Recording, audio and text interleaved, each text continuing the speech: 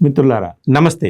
America ఇజ్రాయెల్తో కలిసి Iran మీద సాగిస్తున్నటువంటి దురాక్రమణ దాడి ఏదైతే ఉందో అది మొదలై దాదాపు నెల రోజులు కావస్తుందండి. ఈ యుద్ధం అదిగో ఇదిగో అని ట్రంప్ చెప్పాడు. నేను ఎప్పుడు తలుచుకుంటే అప్పుడే ఆగిపోతుందన్నాడు. 3-4 వారాలు అన్నాడు.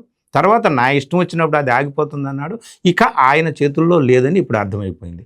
ఆయనే ఇరాన్ దగ్గరికి వెళ్ళి ఇదిగో ఇవి నా డిమాండ్లు, ఇవి నా షరతులు, మీరు అంగీకరించండి, త్వరగా మనం ఈ యుద్ధాన్ని ఆపేద్దామని అన్నాడు.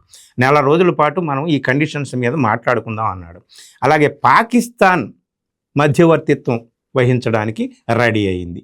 పాక్ ప్రధాని, పాక్ ఆర్మీ చీఫ్ ఆసిమ్ మునీర్ వీళ్ళందరూ కూడా రంగంలోకి దూకారు.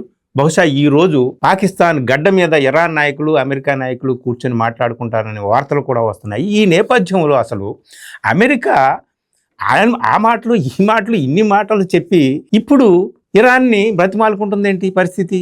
అసలు అమెరికా పెట్టినటువంటి ఆ 15 కండిషన్స్ ఏంటి ఇరాన్కి? ఇరాన్ అయితే సస్సేమిరా, నీ డిమాండ్ ఏది కూడా మేము అంగీకరించము, మేము చెప్పినటువంటి షరతులు ఉన్నాయే, మేము పెట్టేటటువంటి కండిషన్స్ ఉన్నాయే, వాటిని మీరు అంగీకరించాలని చెప్పేసి ఇరాన్ అంటుంది. 5 కండిషన్స్ ఇరాన్ పెట్టింది. 15 పాయింట్ల ప్రతిపాదనతో ట్రంప్ ఇరాన్ దగ్గరికి దౌత్యాన్ని పంపించాడు. అసలు ఆ ఇరాన్ దగ్గరికి అమెరికా అంటే ట్రంప్ చేసినటువంటి ఆ 15 పాయింట్లలో కీలకమైనటువంటి పాయింట్లు ఏంటో ఒక్కసారి మనం చూడాలి. నెక్స్ట్ ఆ 5 డిమాండ్లు ఏమిటో ఇరాన్ చేస్తున్నవి చూద్దాం. ఫస్ట్ ఆఫ్ ఆల్ అణుశక్తి సామర్థ్యాన్ని పెంచుకుంటుంది, అణుబాంబు తయారు చేస్తుంది అని చెప్పేసి కదా మన ట్రంప్ ప్రధానంగా చేసింది.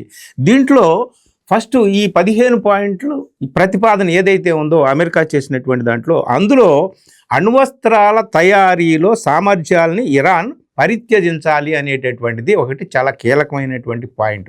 ట్రంప్ ఇచ్చినటువంటి 15 పాయింట్ల ఆ ప్రతిపాదనలో అది ఫస్ట్ అన్నమాట. అలాగే ఇప్పటికే 60% శుద్ధి చేసినటువంటి సుమారు 450 కిలోల యురేనియాన్ని అంతర్జాతీయ అణుశక్తి సంస్థ ఇంటర్నేషనల్ అటామిక్ ఎనర్జీ ఏజెన్సీ దానికి అప్పజెప్పేయాలని చెప్పేసి, అలాగే 3 ప్రధానమైనటువంటి అణు కేంద్రాలు ఉన్నాయండి, నతాంజ్, ఇస్ఫహాన్, అలాగే ఫోర్డో. ఈ 3 కేంద్రాలు మూసేయాలి అర్జెంటుగా. హోర్మోజ్ జలసంధిని ఎప్పుడూ తెరిచే ఉంచాలి, అందరికీ అనుకూలంగా వాటిని తెరిచే ఉంచాలి. అలాగే టెహ్రాన్ తన అనుబంధ సాయుధ ముఠాలైన హెజ్బుల్లా కానీ, హమాస్ కానీ ఇలాంటి అన్నిటినీ కూడా రద్దు చేసేయాలి, వాటిని అన్నింటినీ కూడా నిలిపివేయాలి. అలాగే ఇరాన్ తన అమ్ముల పొదిలో ఉండేటటువంటి బ్యాలిస్టిక్ క్షిపణుల సంఖ్య ఏదైతే ఉందో వాటి పరిధి మీద పరిమితులు విధించాలి.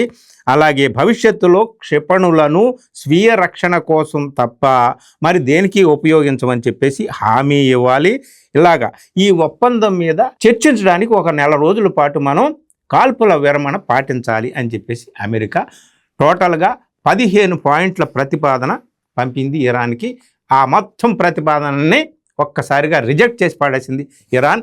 మీరు చెప్పడం కాదు, మీరే మా మీద ఆక్రమణ మొదలుపెట్టారు, మీరే మా మీద దాడి మొదలుపెట్టారు, మీరే మా మీద యుద్ధాన్ని ప్రారంభించారు, మేము చేస్తున్నదంతా కూడా ఆత్మరక్షణ, ఇది ఆత్మరక్షణ యుద్ధం, ఇది ప్రతిఘటన యుద్ధం అని చెప్పేసి మేము 5 కండిషన్స్ చెప్తున్నామని చెప్పేసి ఇరాన్ పెట్టింది. ఆ 5 కండిషన్స్ ఏంటో ఇప్పుడు చూద్దాం. ఫస్ట్ ఆఫ్ ఆల్, మీరు మా మీద చేస్తున్నటువంటి ఈ దాడి ఏదైతే ఉందో దురాక్రమణ దాడి, దీన్ని అన్కండిషనల్గా ఆపేయాలి, ఫస్ట్ పాయింట్. నెక్స్ట్ పాయింట్ ఏమిటి?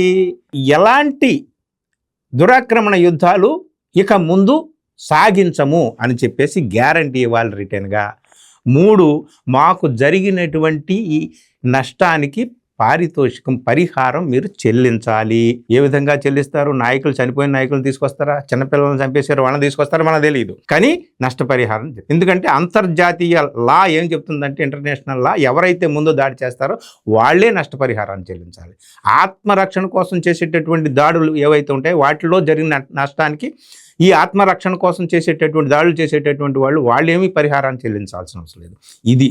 ఇక 4వ పాయింట్ ఏమిటాయి అంటే, ఈ లెబనాన్లో కానీ, యెమెన్లో కానీ, అలాగే గాజాలో కానీ ఉండేటటువంటి హమాస్, హెజ్బుల్లా, హౌతీ ఈ దళాలు ఉన్నాయే, తీవ్రవాద సంస్థలని వీళ్ళు అంటున్నారే, ఆ సంస్థల మీద మీరు దాడులు చేయడం ఆపేయండి. అసలు ఎక్కడైనా సరే మీరు దురాక్రమణ దాడులు చేయడం ఆపేయాలి. ఇది 4వ పాయింట్.